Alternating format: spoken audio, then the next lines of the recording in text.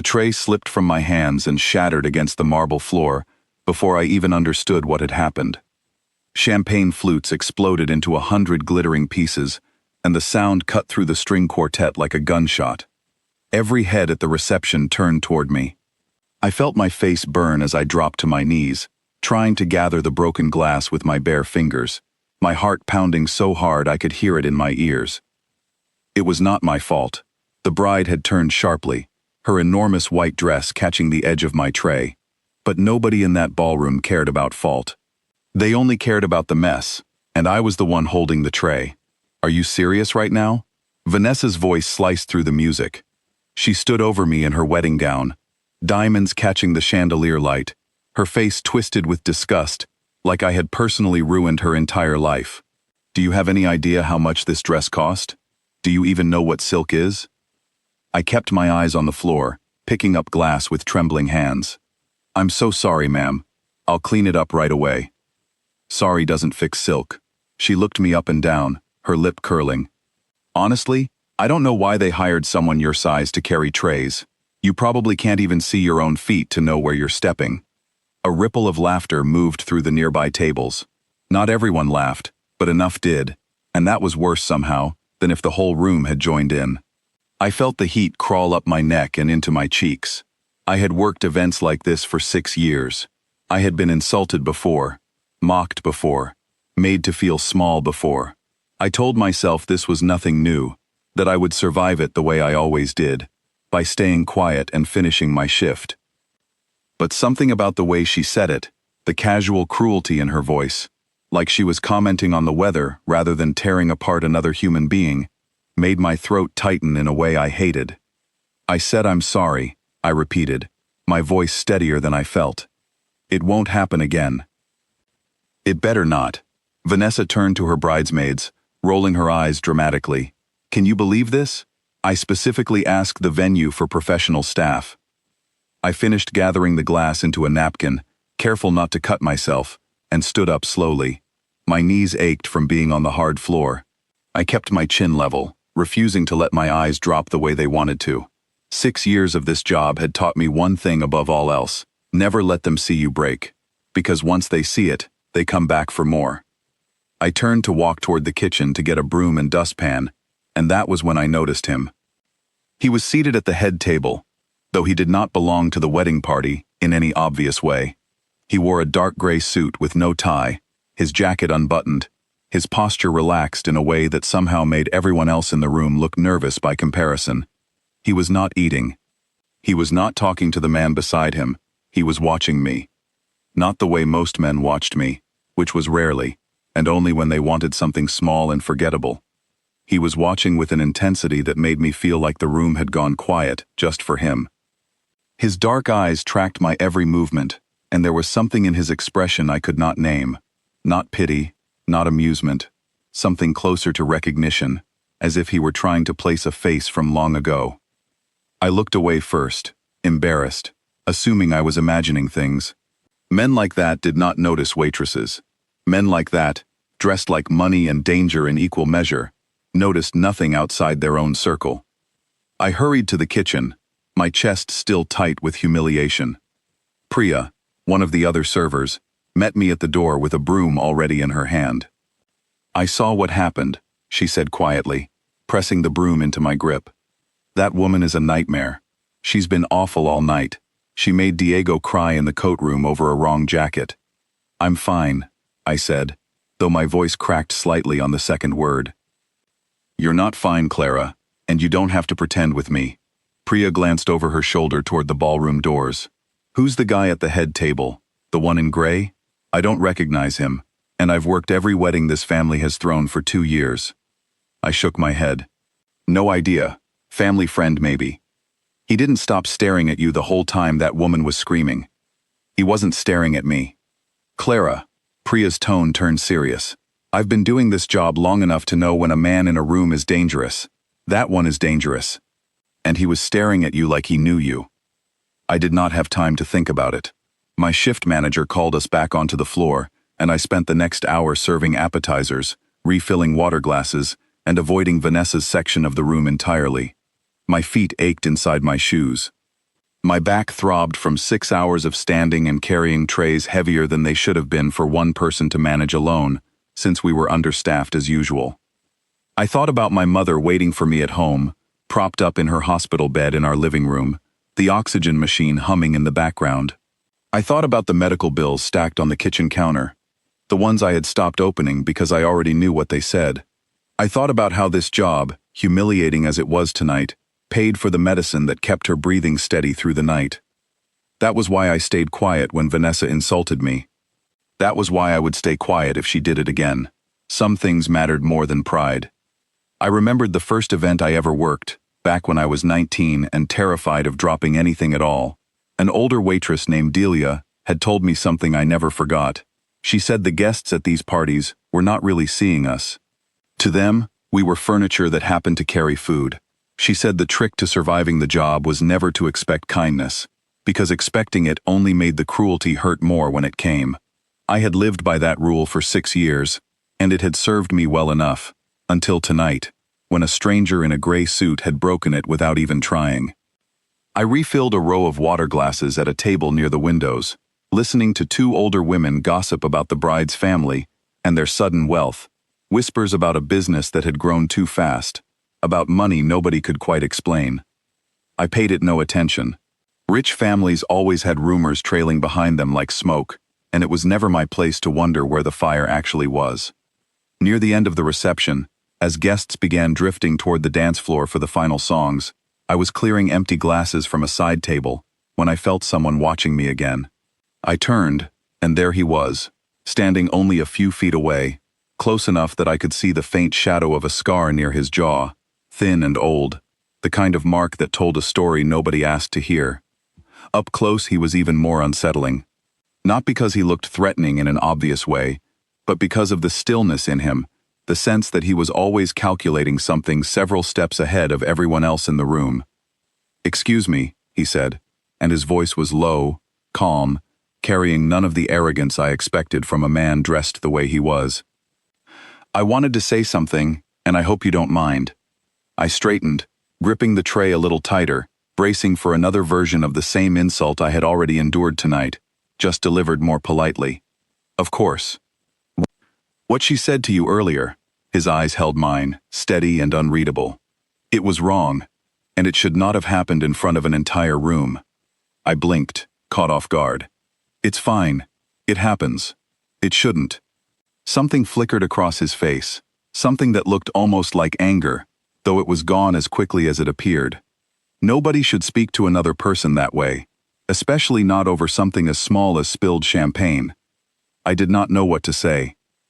In 6 years of working events like this, no guest had ever apologized on someone else's behalf, let alone a guest who looked like he belonged in a different world entirely, a world of private planes and locked doors, and men who did not explain themselves to anyone. "Thank you," I finally managed. "That's kind of you to say."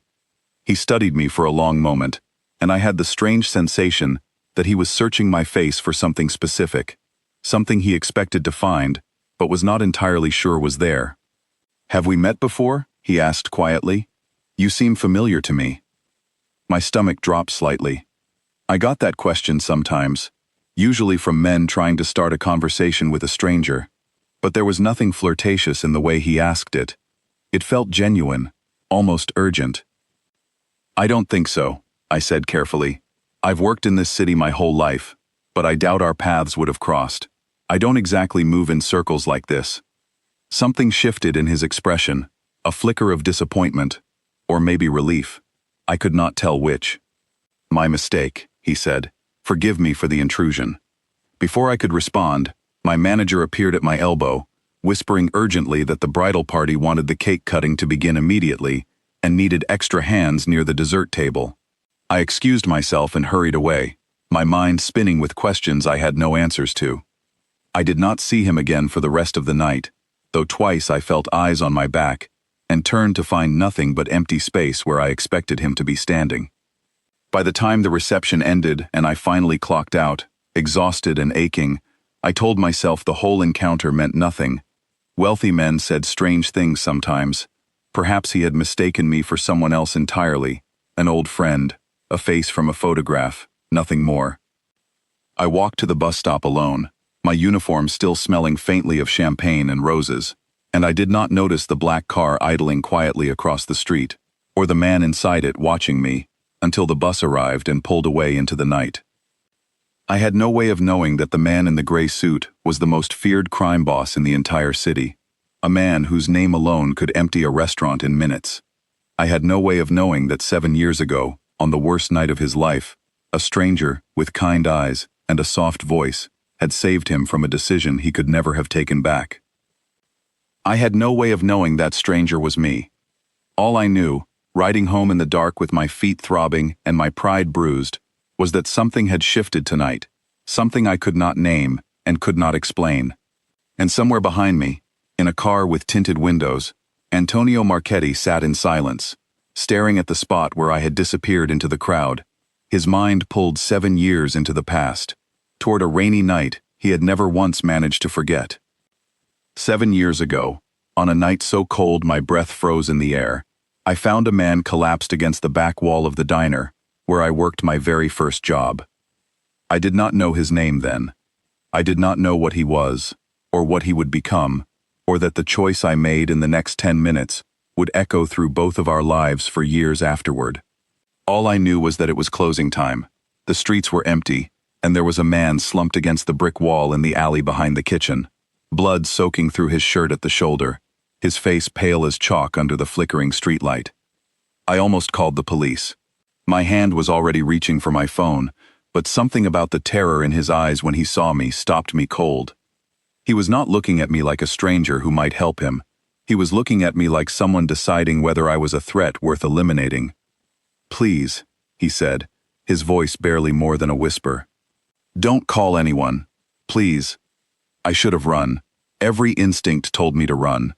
Instead, I knelt beside him, pulled off my apron, and pressed it hard against the wound in his shoulder, the way I had once seen a nurse do for my father, years before he passed. "You're going to bleed out if I don't do something," I told him, my hands shaking but steady enough to apply pressure. "I'm not calling the police. I'm calling an ambulance. No hospitals." His hand closed around my wrist with surprising strength for someone so weak. "They'll find me there. Please, just help me stop the bleeding, that's all I need." I did not ask who they were. I did not ask why a man bleeding in an alley was more afraid of hospitals than of dying.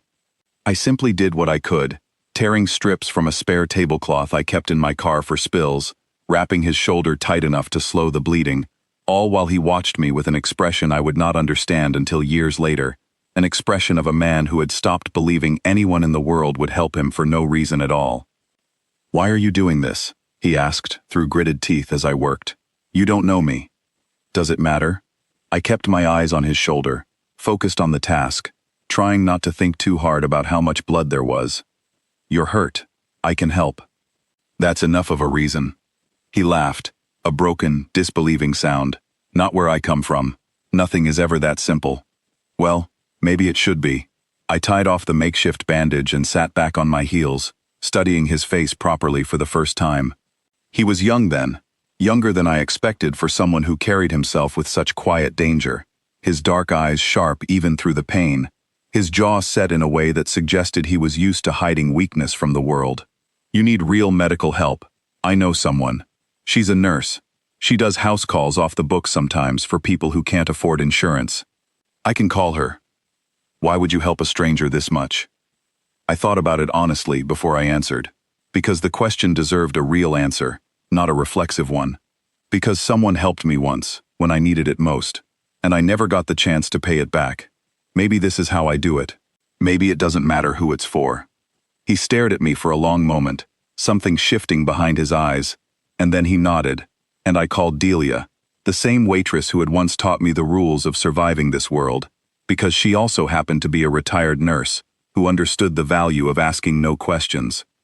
She arrived 20 minutes later, cleaned and stitched the wound properly in the back room of the diner, while I stood guard at the door, terrified that whoever had hurt him would return to finish the job. He stayed in that back room until morning, refusing to give his real name, calling himself only Tony, refusing any payment for what I had done, insisting instead on leaving money on the counter that I refused to take. When dawn came, and he was strong enough to walk, he stood at the back door for a long moment, studying my face like he was trying to memorize it. "I won't forget this," he said quietly. "Someday I'll find a way to repay you." "You don't have to," I told him. "Just don't end up back in an alley again." He almost smiled at that, a small, tired thing that barely reached his eyes. "I'll try." And then he was gone, disappearing into the gray morning light, and I never expected to see him again. I went back to my life, to my shifts, to the slow, exhausting work of surviving in a city that never made anything easy for people like me.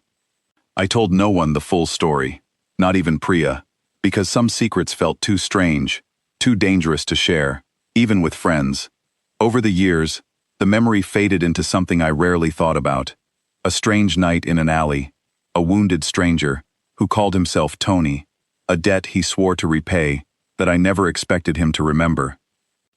I had no idea that the boy I patched up in that alley would become the most powerful and feared man in the entire city.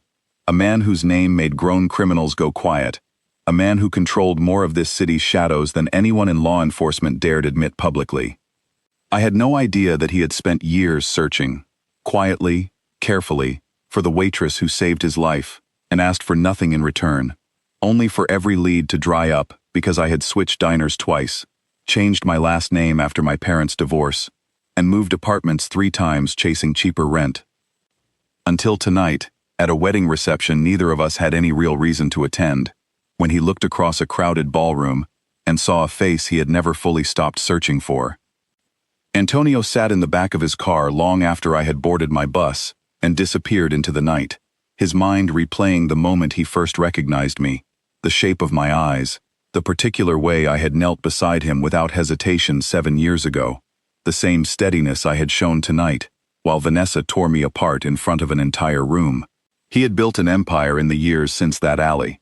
He had clawed his way from a frightened boy bleeding out behind a diner to a man who controlled territory, influence, and fear across half the city.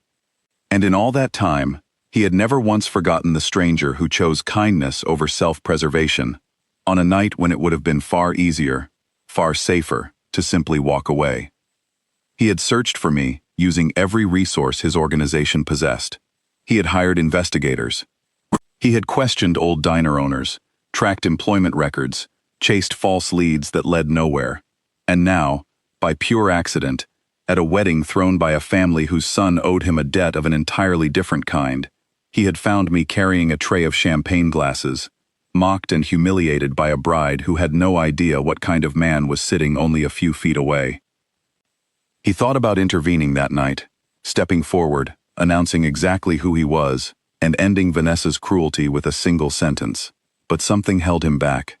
He did not want my first real understanding of who he had become to be born from fear, from the kind of trembling respect people showed him in boardrooms and back alleys alike.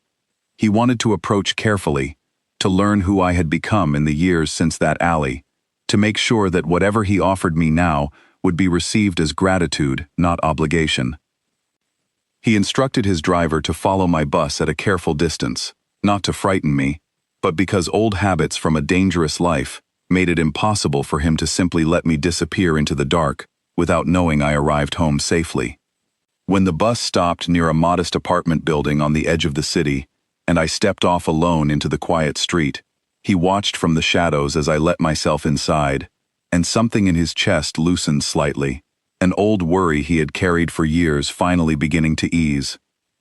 He learned quickly, through methods that would have unsettled me deeply had I known about them, that I lived with a mother whose health had been failing for over a year, that medical bills had drained whatever savings I once had, that I worked 2 jobs simply to keep her breathing steady through the night. He learned that Vanessa's family, the Coles, had recently expanded their business in ways that intersected uncomfortably with his own interests. That Derek Cole, the groom, owed money to men who answered to Antonio, debts that had gone conveniently unpaid for months. He began to see, with the clarity of a man who had spent years learning to recognize opportunity inside chaos, that fate had handed him 2 threads that were about to become impossible to separate. One thread led to me, the woman who had saved his life and asked for nothing. The other led to a family who believed their wealth made them untouchable, who mistreated people like me without ever once considering the consequences of cruelty towards someone who might matter more than they realized. He made a decision that night, sitting alone in his car outside my apartment building, watching the light flicker on behind my curtains. He would not simply repay a debt quietly and disappear back into the shadows of his world. He would make sure that everyone who had ever looked down on me, everyone who believed people like me did not matter, would understand exactly how wrong they had been. The wedding was only the beginning. There would be a rehearsal dinner in 2 weeks, a business gala the week after that, both hosted by the Cole family, both events where Vanessa intended to parade her wealth and her cruelty in front of the entire city's elite.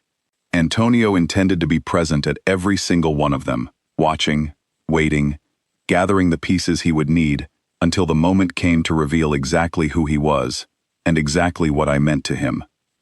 For now, he simply watched my window until the light went dark, and then he told his driver to take him home, his mind already turning toward the careful, patient work of finding a way back into my life without frightening me away before he had the chance to make things right. I woke the next morning with my feet still sore, and my mind full of half-formed thoughts about the man in the gray suit. I pushed them aside as best I could, because dwelling on strangers was a luxury I could not afford. My mother needed her medication adjusted, and the visiting nurse was due at 9, and none of that left room for wondering about a wealthy man's strange questions at a wedding reception. "You're quiet this morning," my mother said from her bed by the window, her voice thin but alert, her eyes sharp even after everything the illness had taken from her. "Rough shift?" "The usual," I said, adjusting her pillows, checking the oxygen line for kinks the way I did every morning without thinking.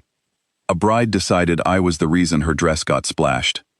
People are cruel when they think no one will hold them accountable. She reached for my hand, her grip weaker than it used to be, but still warm, still hers. "You didn't let her see you cry, did you?" "Never," I said, and meant it, even though my throat had ached the entire ride home. She studied me for a long moment, the way mothers do when they sense something unspoken hovering just beneath the surface. "There's something else. What happened?" I hesitated, unsure how to explain the strange encounter with the man in the gray suit without making it sound larger than it probably was. A guest apologized on the bride's behalf, said what she did was wrong, asked if we'd met before. "And had you?" "I don't think so." I busied myself refilling her water glass, avoiding her eyes. He seemed convinced, though, like he recognized me from somewhere. My mother's expression shifted slightly, something thoughtful crossing her face, but she said nothing more about it, and I did not press her, because we both knew there were parts of my past, parts of hers, that we rarely spoke of directly.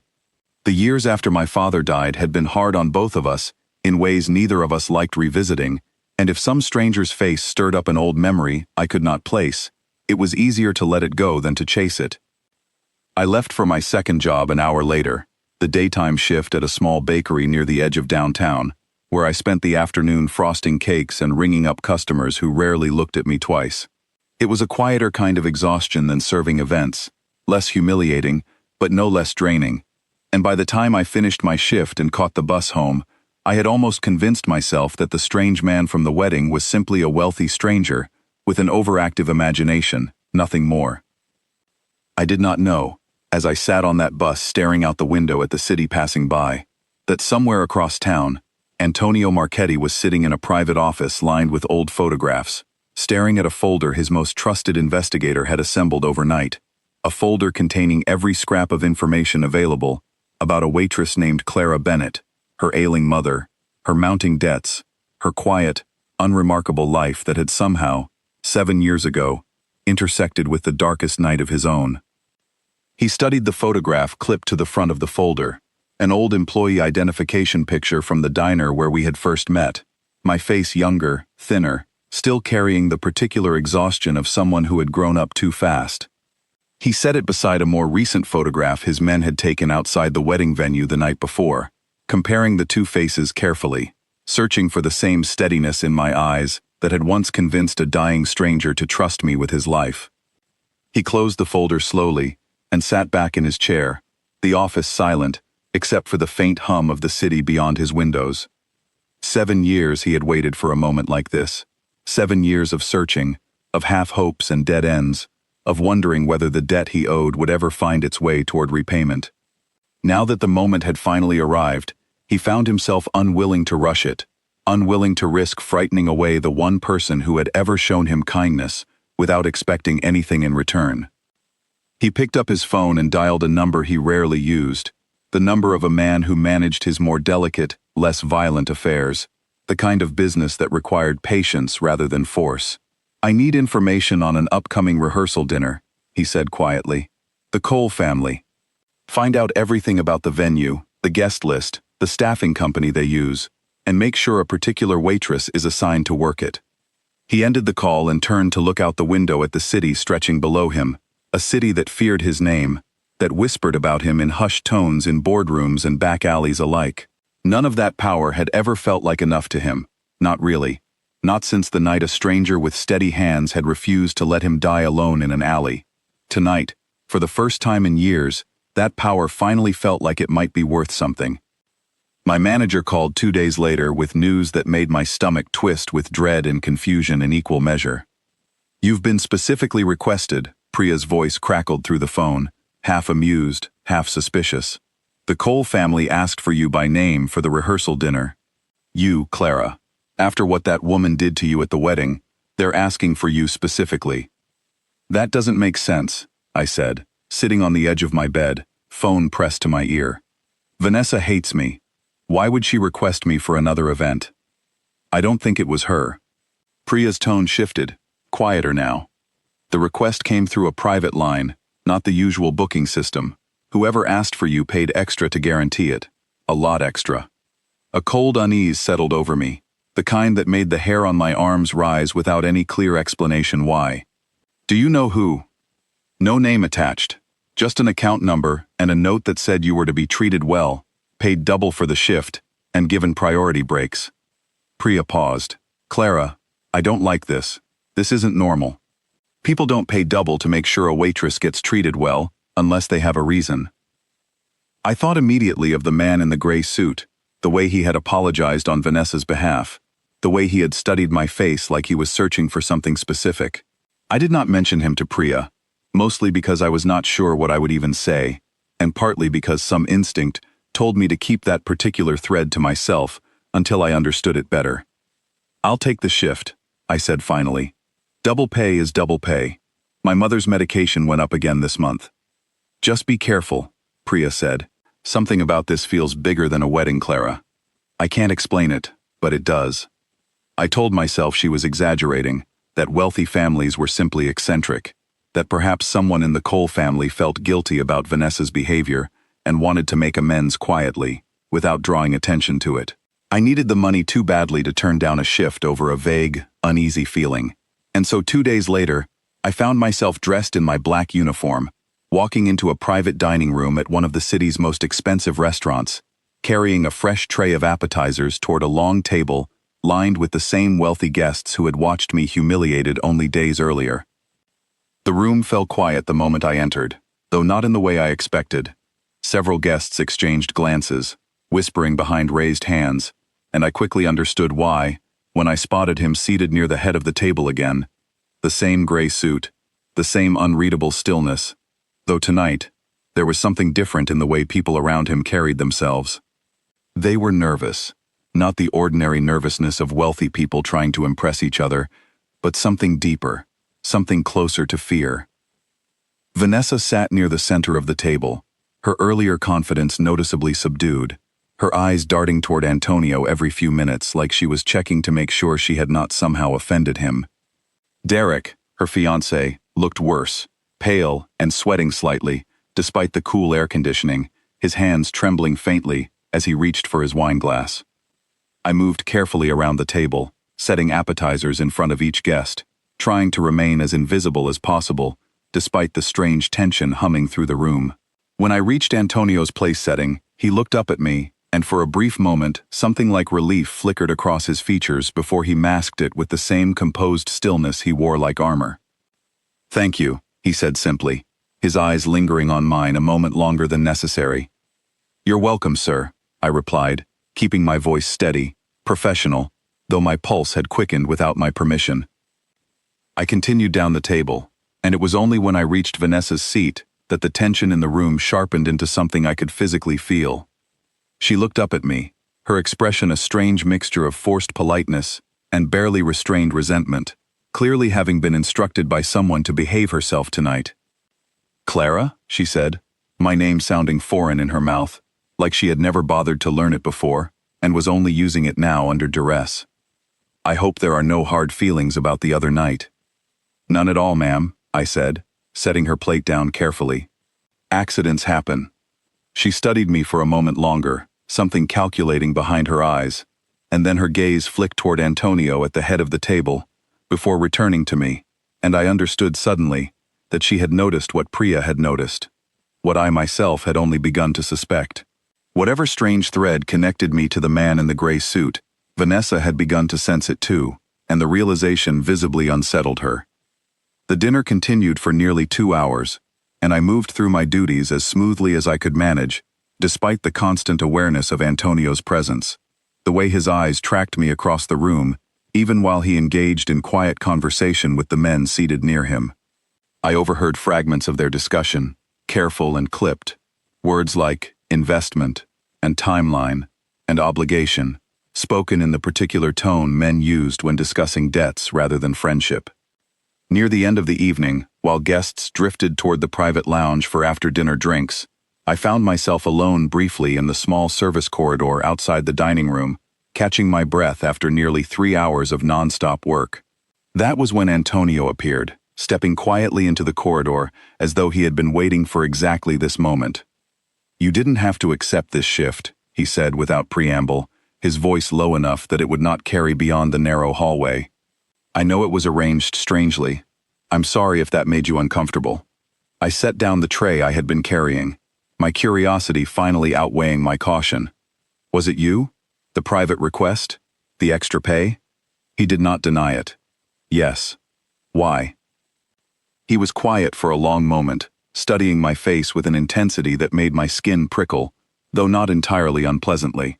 "Because I wanted the chance to see you again, and I did not trust luck to arrange another accidental meeting." "That's not really an answer." "No," he agreed. "It isn't."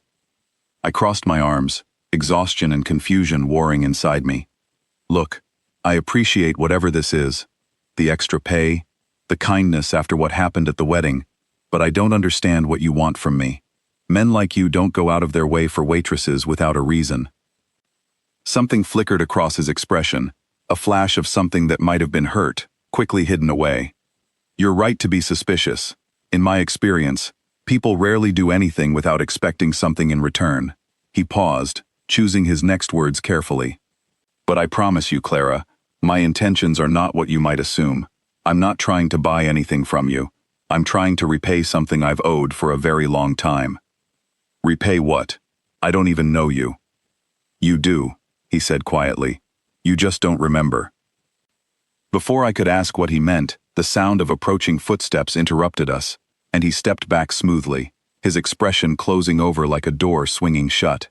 Vanessa appeared at the end of the corridor, her eyes narrowing when she spotted the two of us standing close together. "There you are," she said to Antonio, her voice sharp with suspicion. "I was wondering where you'd disappeared to." "Just stepped out for air," Antonio said smoothly, his tone giving nothing away. "It's a bit warm in there tonight." Vanessa's gaze moved between us, calculating, and I could see the wheels turning behind her eyes as she tried to piece together what she had just witnessed. "I didn't realize you two knew each other." "We don't," I said quickly, picking my tray back up. "I was just delivering the last round of appetizers when Mr. Marchetti stepped out. I should get back to work." I hurried away before either of them could respond, my heart pounding, my mind racing with questions I had no answers to. What had he meant, that I knew him but did not remember? What debt could he possibly owe a waitress he claimed to have never formally met? The rest of the evening passed in a blur of clearing plates and refilling glasses, and by the time my shift finally ended, I was exhausted in a way that had nothing to do with physical labor. I gathered my things from the small staff room at the back of the restaurant, eager to escape the strange, charged atmosphere of the evening, when Priya caught up to me in the parking lot, her face pale under the streetlights. "Clara, do you know who that man is? The one in the gray suit?" "Antonio Marchetti," I said. "That's all I know. Why?" Priya glanced around nervously before lowering her voice. One of the kitchen staff recognized him. "Clara, that's not just some wealthy businessman. That's Antonio Marchetti. The Antonio Marchetti. He runs half the city's underground business. Everything from imports to real estate to things nobody says out loud in polite company. People don't cross him. People who cross him disappear." The cold unease I had felt earlier bloomed into something closer to real fear. "That's not possible. He apologized to me. He's been nothing but kind." "That's exactly what worries me." Priya gripped my arm. "Men like that don't show kindness without a reason, Clara. And whatever reason he has for noticing you, it's not something small. You need to be careful. Please."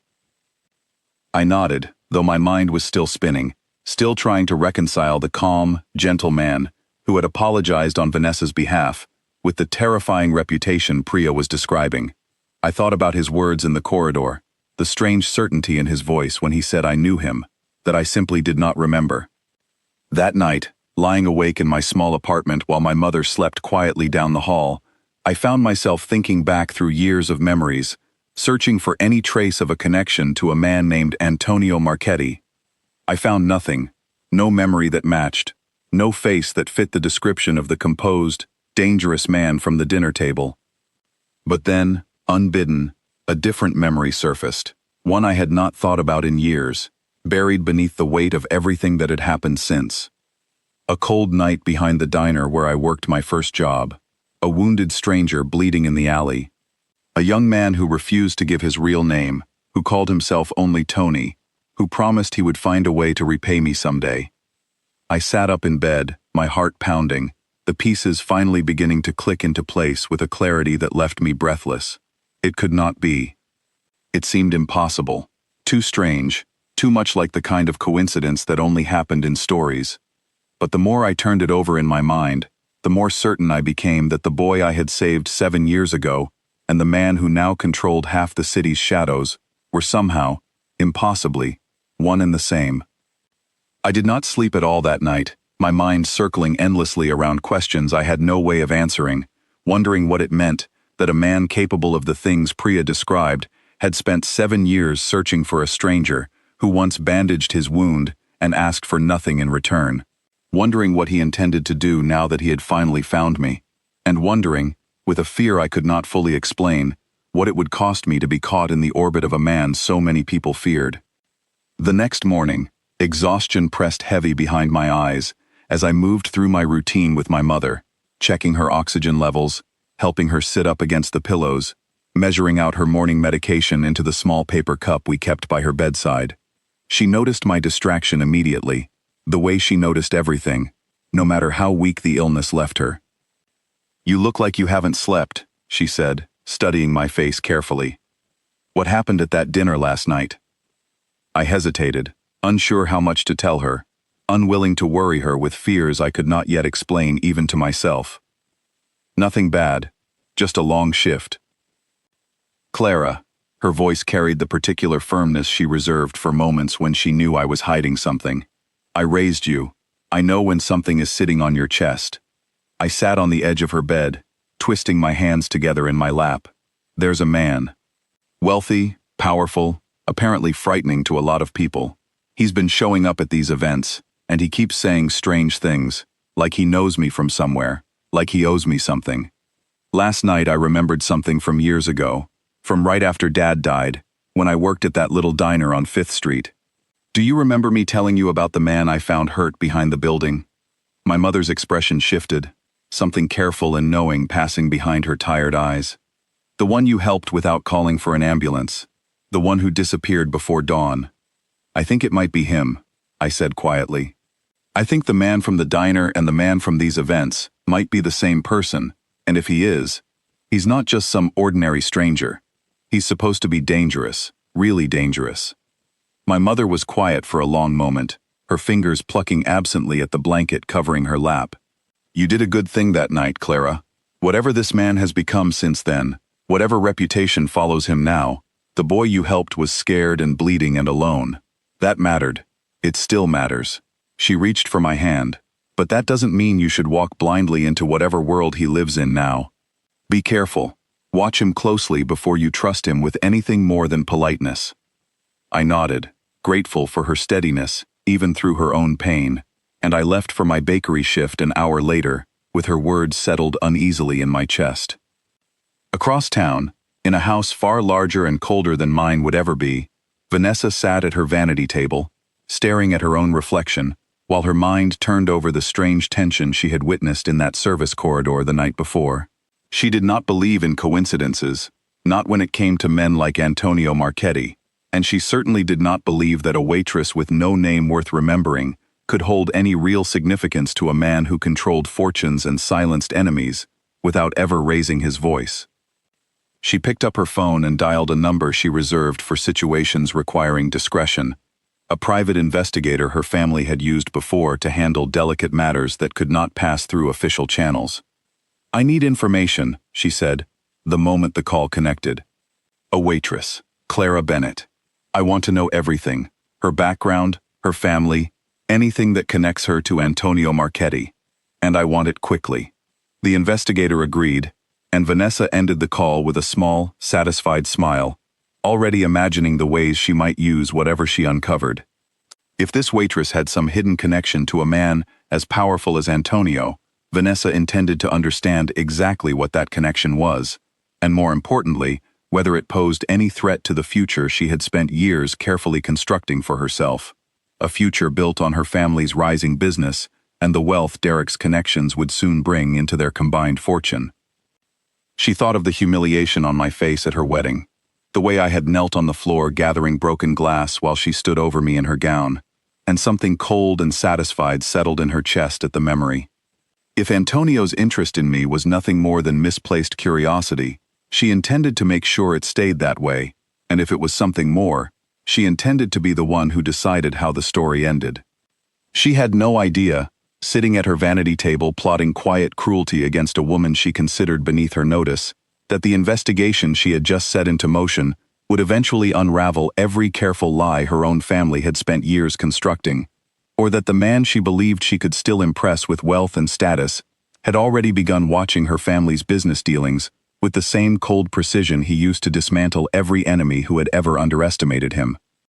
The accusation came in front of nearly 200 guests, and it was designed to destroy me completely. I had been working the Cole family's business gala for less than an hour when Vanessa's voice rang out across the grand ballroom, sharp and triumphant, cutting through the polite murmur of conversation like a blade. "Someone stop her. She's stealing from the gift table." Every head turned toward me. I stood frozen near the entrance, a tray of canapés balanced on one hand, my other hand empty, nowhere near the elegant table stacked with envelopes and small wrapped boxes that guests had brought for the family's charitable auction. My mind raced, trying to understand what was happening, why Vanessa was pointing directly at me with an expression of manufactured outrage. "I saw her," Vanessa continued, her voice carrying easily through the sudden silence, slipping an envelope into her apron pocket. "Someone check her, please, before she disappears into the kitchen." Two security guards moved toward me immediately, their expressions apologetic but firm, clearly following instructions they had no authority to question. My hands trembled as I set down my tray, my heart pounding with a fear that went beyond simple embarrassment. This was not a spilled drink or a cruel comment. This was a public accusation of theft, the kind of thing that could end careers, that could bring police involvement, that could destroy the fragile stability I had built for myself and my mother. "I haven't taken anything," I said, my voice shaking despite my best efforts to sound calm. "I've been serving appetizers all night. I haven't even been near the gift table." "Then you won't mind if we check," Vanessa said sweetly, though her eyes held nothing but cold satisfaction. One of the security guards stepped forward, his hand hovering near my apron pocket, clearly uncomfortable, but unwilling to defy the family hosting the event. Before he could reach me, however, a folded envelope, one I had never seen before, one I certainly had never touched, tumbled from the pocket of my apron and landed on the marble floor between us. Gasps rippled through the crowd. My stomach dropped, understanding immediately what had happened, that Vanessa, or someone working for her, had planted the envelope during the chaos of guests arriving, waiting for exactly this moment to spring the accusation with proof already prepared. "I didn't put that there," I said desperately, my voice rising despite my attempt to stay composed. "I don't know how that got in my pocket. I swear, I didn't take anything." "Of course you'd say that," Vanessa said, stepping closer, her voice pitched perfectly, to carry to every corner of the silent ballroom. "You people always deny it. It must be so tempting, working around all this wealth every single night, seeing everything you'll never have. I suppose I understand the impulse, even if it's pathetic." The word landed like a slap, and I felt tears burning behind my eyes. Tears I refused to let fall in front of a room full of people already convinced of my guilt. Priya, standing near the kitchen entrance with a tray of her own, looked horrified, clearly wanting to step forward, but frozen by the knowledge that defending me could cost her own job. "Someone call the police," Vanessa continued, her tone final, dismissive, already moving on in her mind, to whatever satisfaction she intended to feel once I was removed from the building in handcuffs. "We can't have thieves working our events. It reflects poorly on the entire venue." I opened my mouth to protest again, though I had no idea what I could possibly say that would change the outcome of a scene so carefully staged against me, when a voice cut through the ballroom, calm and quiet, yet somehow carrying more authority than every panicked whisper in the room combined. "That's enough." Antonio walked forward from where he had been standing near the bar, his expression cold in a way I had not seen before, a stillness that made the temperature in the room seem to drop several degrees. Every guest near him instinctively stepped back, clearing a path as he moved toward the center of the ballroom, where I stood trembling beside the fallen envelope. "Mr. Marchetti," Vanessa said, her confident tone faltering slightly for the first time all evening. "This doesn't concern you. This is a matter of theft, and I'm simply protecting my family's guests." "Is that what this is?" Antonio's voice remained level, almost gentle, though something dangerous simmered just beneath the surface. "Because from where I was standing, I watched one of your bridesmaids slip that envelope into Clara's apron pocket 20 minutes ago, while Clara was busy serving drinks near the terrace doors, and had no idea anyone was standing behind her." The room fell into stunned silence. Vanessa's face drained of color, her carefully constructed narrative collapsing in real time in front of every important guest her family had invited tonight. "That's not true," she said, though her voice had lost all of its earlier confidence. "You're mistaken. I don't make mistakes about things I witnessed directly." Antonio's tone hardened slightly, though he never raised his voice above a calm, measured pitch that somehow felt more threatening than shouting ever could. "And I have security footage from this venue that will confirm exactly what I saw. Footage I've already asked to be preserved before anyone has the chance to tamper with it." Vanessa's mouth opened and closed several times, no words emerging, her eyes darting frantically toward Derek, who stood pale and useless near the edge of the crowd, offering no support, no defense, only stunned silence that told everyone present exactly how little backbone existed in that relationship. "I don't know what game you're playing," Vanessa finally managed, her voice tight with barely controlled panic. "But I don't understand why you care so much about a waitress you've apparently never even met before this week." Antonio turned to face me then, and something in his expression softened, the coldness melting away into something warmer, something protective that made my breath catch despite the chaos surrounding us. "Because 7 years ago, this woman saved my life, and she did it without knowing who I was, without expecting anything in return, when it would have been far easier and far safer for her to simply walk away and let me die in an alley behind a diner most people have forgotten even exists." The room seemed to hold its collective breath. I stared at him, my own understanding of what had happened 7 years ago, finally confirmed in the most public, unexpected way possible, in front of 200 strangers who had spent the last several minutes watching me be accused of theft I had never committed. "I have spent 7 years searching for the person who did that for me," Antonio continued, his eyes never leaving mine, "and I found her only days ago, working a wedding for a family who apparently believes that people who serve their food and pour their drinks are somehow less human than they are, less deserving of basic decency and respect." He turned back to Vanessa, and the warmth in his expression vanished instantly, replaced by the same cold authority that had silenced the entire room moments earlier. You humiliated her in front of a room full of guests for an accident that was your fault, not hers. You've now tried to have her arrested for a crime she did not commit, using a lie so poorly constructed that a child could see through it. I find myself wondering, Vanessa, what other lies your family has built their reputation on, and how much of it might collapse once people start looking closely. The threat hung in the air, unmistakable despite his measured tone, and I watched several of the wealthy guests near the front of the crowd exchange nervous glances, clearly recalculating whatever business relationships or social alliances connected them to the Cole family in light of what they had just witnessed.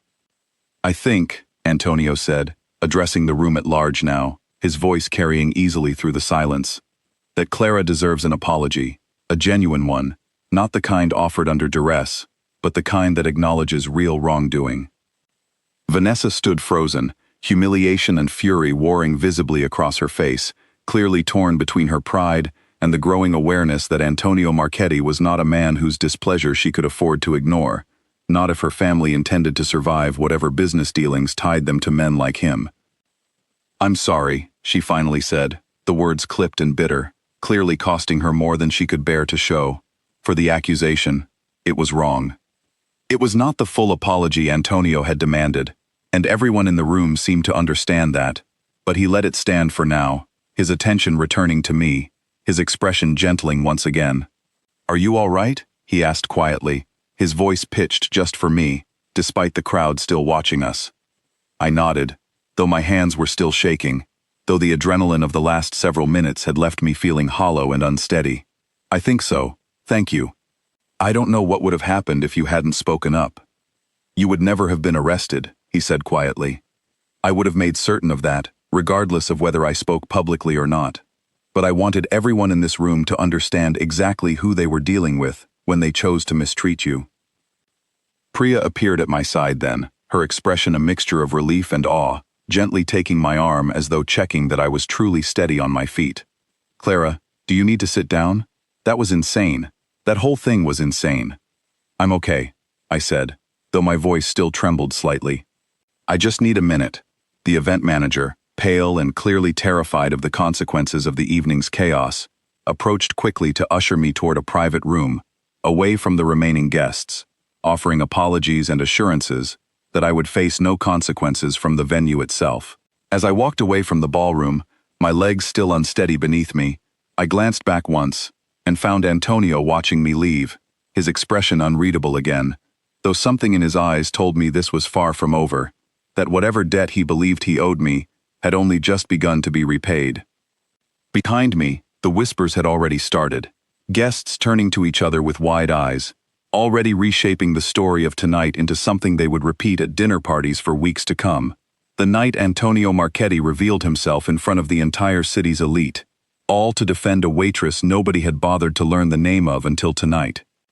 10 minutes later, sitting alone in a small private office the event manager had offered me, I finally allowed myself to shake properly, the fear and adrenaline of the accusation catching up with me, now that I was away from watching eyes. A soft knock came at the door, and I looked up to find Antonio standing in the doorway, having exchanged his earlier coldness for something gentler, more careful. "May I come in?" he asked.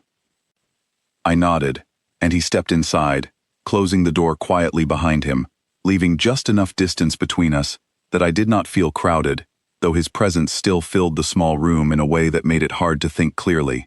"I owe you an explanation," he said, taking the seat across from me. "A real one, not the fragments I've been giving you. 7 years ago, I was still building my way up in an organization that did not tolerate weakness or mercy. I made an enemy that night, someone who nearly succeeded in killing me over a disagreement about territory. I dragged myself behind that diner because it was the only door I could reach before I collapsed. I expected to die there. Instead, I found you." "I remember," I said quietly. "I just didn't know it was you, not until last night, when I finally put the pieces together. I searched for you for years," he continued. "I sent men to that diner, but you had already left by the time I was strong enough to look. I chased false leads, old addresses, a last name that changed after your parents' situation changed. I had nearly given up hope of ever finding you, until I saw your face across a crowded ballroom, and 7 years disappeared in a single moment. I studied him carefully, searching for the frightened young man beneath the composed, dangerous exterior he wore now. Why does it matter so much to you? You survived. You built all of this. I gestured vaguely, meaning the wealth, the fear, the power that surrounded him now. Most people would have moved on.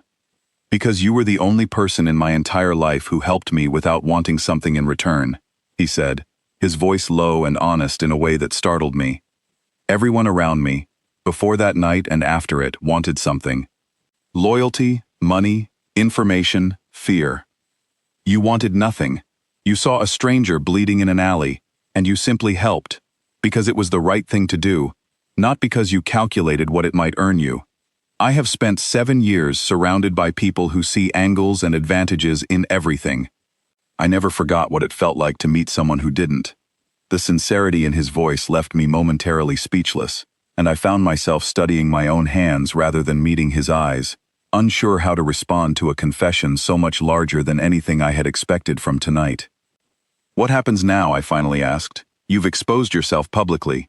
Everyone in that ballroom knows who you are, knows there's some connection between us. That changes things, doesn't it? For both of us. It does, he agreed.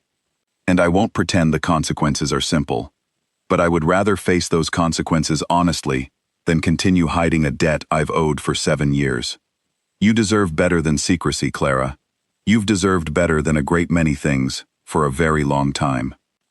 I did not know how to answer that, and for a long moment we simply sat together in comfortable, uncertain silence, two people whose lives had collided years ago in an alley, and were now colliding again in ways neither of us fully understood yet. Outside the small office, the gala continued without us, though I suspected the conversation happening in every corner of that ballroom now revolved entirely around what they had just witnessed. Vanessa's engagement collapsed 3 days later, though not for the reasons anyone at that gala might have predicted. I learned the details slowly, piecing them together from Priya, from whispered conversations among the catering staff who worked events for families still connected to the Coles, and eventually from Antonio himself, who seemed to have appointed himself my personal source for information I never asked to receive but found myself grateful for anyway. The private investigator Vanessa had hired to dig into my background had uncovered nothing damaging about me because there was nothing damaging to find. A waitress with a sick mother and a modest apartment did not exactly make for scandalous reading, but investigators, once paid, tend to keep digging in whatever direction might yield something useful, and this particular investigator, sensing an opportunity for a larger payday, had turned his attention toward the Cole family's own finances instead, quietly selling what he found to a rival business family who had been waiting years for exactly this kind of leverage. What he found was extensive. Derek Cole had been borrowing heavily against his family's business for over a year, debts that stretched far beyond what anyone in his social circle realized, debts owed to men who did not extend patience indefinitely. Some of those debts, it turned out, were owed to organizations connected loosely to Antonio's own operations, a detail Antonio confirmed to me with an expression that suggested he had known about Derek's situation long before the wedding ever took place. I didn't create Derek's problems, Antonio told me during one of the quiet conversations we had begun sharing in the weeks that followed, usually over coffee at a small cafe near my apartment that he insisted on visiting despite the obvious risk to his reputation. He created them himself, borrowing recklessly to fund a lifestyle his family's actual income could never support. I simply chose not to extend him any additional patience once I understood exactly what kind of family he came from. The scandal broke publicly within days of the leaked information reaching the wrong ears, newspapers and social circles alike buzzing with stories of the Cole family's hidden debts, their carefully constructed image of wealth revealed as far more fragile than anyone had realized. Vanessa's engagement, built as much on financial convenience as genuine affection, could not survive the sudden collapse of her family's reputation.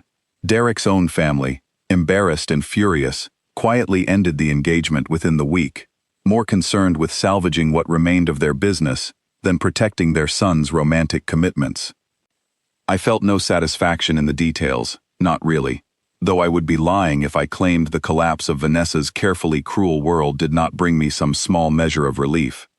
Mostly, I felt exhausted, still trying to process everything that had happened in such a short span of time, still trying to understand what my life had become now that Antonio Marchetti had inserted himself into it so completely. "You've been quiet," Antonio observed one afternoon, 3 weeks after the gala, as we sat together in the small cafe, his security detail waiting discreetly outside, despite his insistence that these visits remain as ordinary as possible. "Something's been on your mind." I turned my coffee cup slowly between my hands, trying to organize thoughts that had been circling for weeks without resolution. "I don't know how to exist in your world, Antonio. Everything about it terrifies me a little, if I'm honest.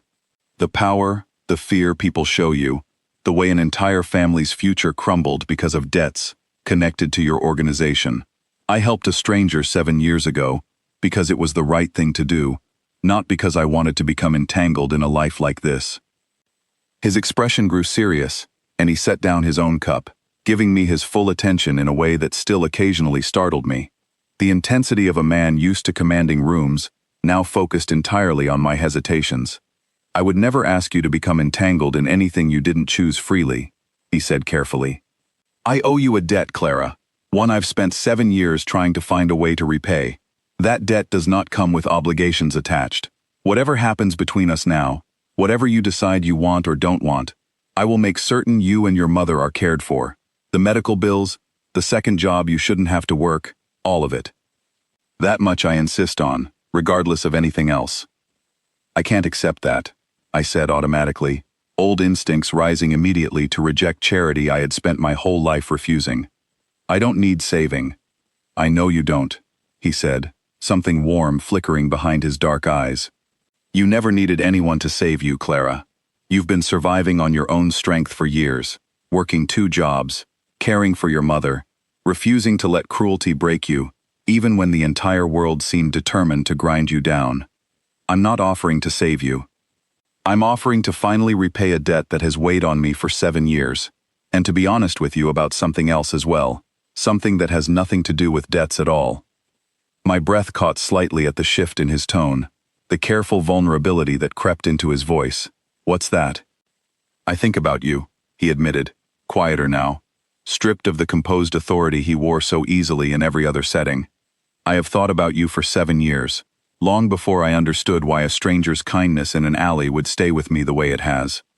I told myself it was simply gratitude, simply the debt I owed you.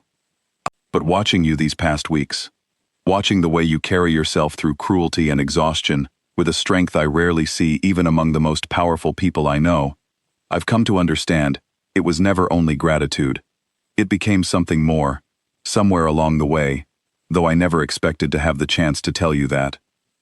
I sat in stunned silence, processing words I had not expected, had not allowed myself to hope for despite the strange, undeniable pull I had felt toward him since that first night at the wedding, a pull I had told myself was simply confusion, simply the disorientation of discovering a stranger's shocking identity. "I don't know what to say to that," I admitted honestly. "You don't have to say anything right now," he said gently. "I'm not asking for an answer today. I've waited 7 years to find you again. I can wait a little longer for you to decide what you want, without any pressure, without any debt attached to the decision." Over the following weeks, our quiet meetings continued, slowly transforming from careful, formal conversations into something easier, more natural, though the strangeness of his world never fully disappeared. I met some of the people who worked for him, men and women who treated me with a deference that unsettled me at first, though I gradually understood it came not from fear alone, but from genuine respect, an awareness among his people that Antonio Marchetti did not simply hand out that kind of loyalty to someone unworthy of it. My mother's health, meanwhile, showed unexpected improvement once she began seeing specialists Antonio quietly arranged, doctors whose expertise had always existed far beyond what our insurance could ever have covered. I resisted his help at first, uncomfortable with the scale of it, until my mother herself, sharper than her illness ever managed to dull, pulled me aside one evening and told me plainly that pride was a luxury neither of us could afford when it came to her health, and that accepting help freely offered was not the same as accepting charity born of pity. "He's not doing this because he pities you," she told me, her voice steady despite her weakened frame. "I've watched the way that man looks at you when he thinks no one is paying attention, Clara. That's not pity. Let yourself see it for what it actually is." I thought about her words often in the weeks that followed, watching Antonio, in quiet moments when his guard dropped, when the calculating stillness he wore for the rest of the world softened into something gentler, reserved only for me. I watched him with his men, firm but never cruel, commanding respect without demanding fear, the way I had once assumed powerful men required. I watched him sit patiently with my mother during visits, listening to her stories about my childhood with genuine interest rather than polite obligation, and slowly, carefully, the fear I had initially felt toward his world began to soften into something closer to understanding. Vanessa, meanwhile, disappeared from the social circles she once dominated so completely, her family's fortune reduced to a fraction of its former size, her engagement broken, her reputation among the city's elite permanently tarnished by the scandal that had unraveled everything she once believed made her untouchable. I heard, secondhand, that she had moved to a smaller city entirely, starting over somewhere. Nobody knew her name, or remembered the cruelty she had once shown so freely to people she considered beneath her. I did not think of her often after that, though occasionally, working a shift at the bakery I had chosen to keep, despite Antonio's insistence that I no longer needed to work at all, I found myself remembering the humiliation of that wedding night, the broken glass, the laughter, the cold satisfaction on her face, as she tried to have me arrested for a crime I never committed. I remembered it not with anger anymore, but with a strange, quiet gratitude, because without that cruelty, without the accidental collision of my life with Antonio's at that particular wedding, I might never have discovered the truth about the stranger I had helped 7 years ago, might never have understood how far one small act of kindness could travel through time before finally circling back. 4 months after the gala, on an evening I had no reason to suspect would be different from any other, Antonio invited me to dinner at the same small cafe where we had shared so many quiet conversations since that first strange, frightening night at the wedding. The owner, a kind older man named Walter who had grown fond of Antonio despite clearly knowing exactly who he was, had closed the cafe early and set a single table near the window, candles flickering against the glass, the street outside quiet and empty, in a way that told me Antonio had arranged for privacy few people in the city could ever hope to command. "This feels like more than dinner," I said as he pulled out my chair, studying his face for clues, finding only the same careful stillness he wore whenever something mattered enough to make him nervous. A stillness I had learned to recognize as his particular way of guarding vulnerability. "It is," he admitted, taking his own seat across from me. "I have spent 7 years searching for you, and these past months learning who you actually are, beyond the memory of a kind stranger in an alley. I've watched you care for your mother, with a patience that humbles me. I've watched you refuse charity out of pride, then accept help gracefully, once you understood it came from something real, rather than pity. I've watched you forgive a world that gave you very little reason to trust it, and somehow remain kind, despite everything."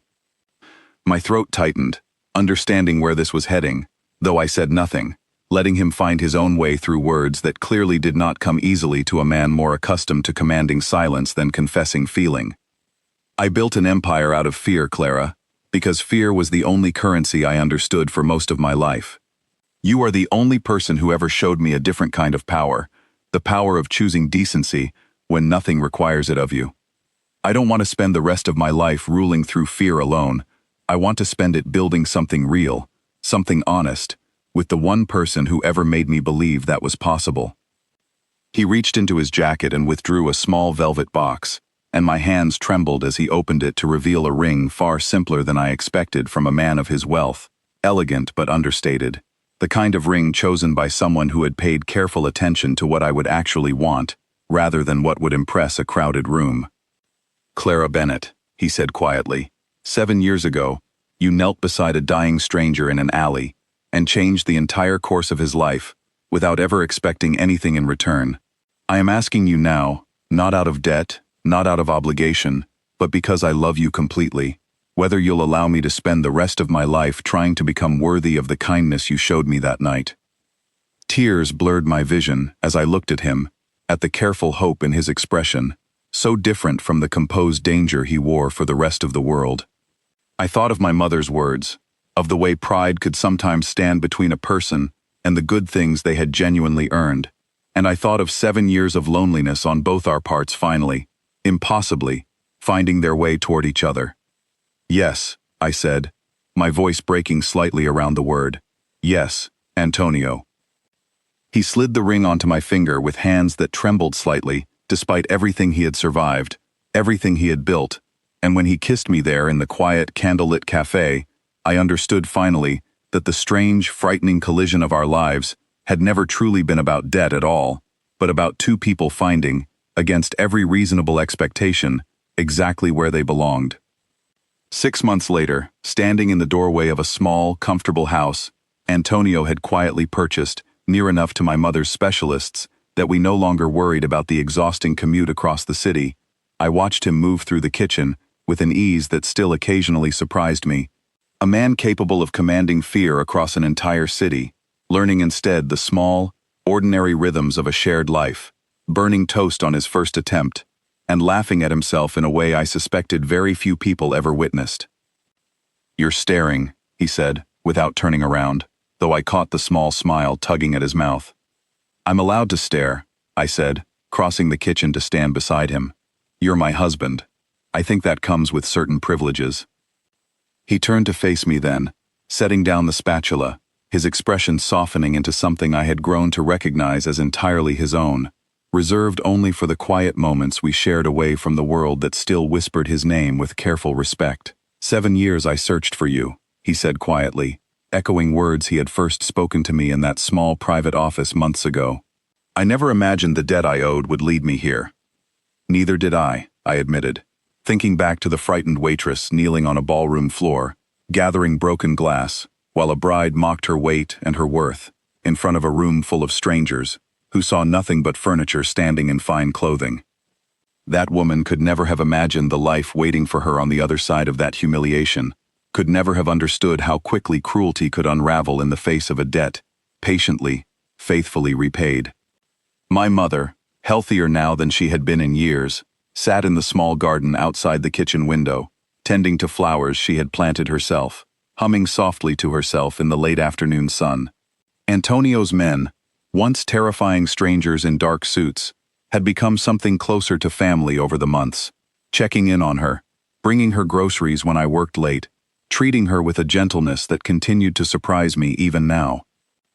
I thought, sometimes, about the strange, winding path that had brought me here, from a cold alley behind a diner to a ballroom floor covered in broken glass, from public humiliation to a quiet kitchen where the most feared man in the entire city burned toast and laughed at his own mistakes. I thought about the lesson Delia had taught me all those years ago, that wealthy guests never truly saw the people who served them, that we were furniture to them, forgettable and interchangeable. Vanessa had believed that lesson completely, had built her entire cruelty around the assumption that people like me did not matter, would never matter, could be discarded and humiliated without consequence. She had been wrong, not because kindness always finds its reward, not because the universe balances every cruelty with equal justice, but because sometimes, in the quiet corners of the world, where nobody thinks to look, a single act of decency travels further than anyone could ever predict, waiting patiently through years of silence for the moment it finally finds its way home. Antonio pulled me close in the warm kitchen light, and outside the window, my mother laughed at something in her garden, and for the first time in longer than I could remember, I allowed myself to simply exist in a moment of uncomplicated peace, no longer the invisible waitress carrying trays through rooms full of people who refused to see her, but a woman finally, fully seen, standing in a life built not on power or fear, but on a debt of kindness that had taken 7 long years to finally, completely, come home.